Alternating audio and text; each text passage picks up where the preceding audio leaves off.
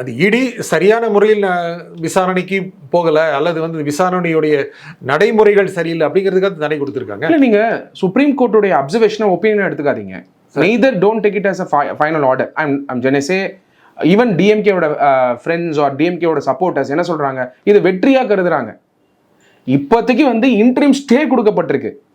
அந்த ஸ்டே ஆகப்பட்டது தற்காலிகமாக கொடுக்கப்பட்டிருக்கு. நாளைக்கு என்ஃபோர்ஸ்மெண்ட் டைரக்டரேட் இன்வெஸ்டிகேட் பண்றதுக்கான எல்லா டீடைல்ஸும் இன்க்ளூடிங் பேங்க் ஸ்டேட்மெண்ட்ஸை எடுத்துட்டு சுப்ரீம் கோர்ட்ல பிரசன்ட் பண்றாங்கன்னு வச்சுக்கலாம்.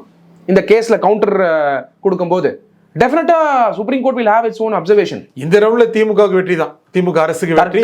எப்படி வெற்றின்னு சொல்றீங்க? ஒரு ஊழல் இன்வெஸ்டிகேட் பண்ணும்போது அந்த இன்வெஸ்டிகேஷன் வெரி சிம்பிள்.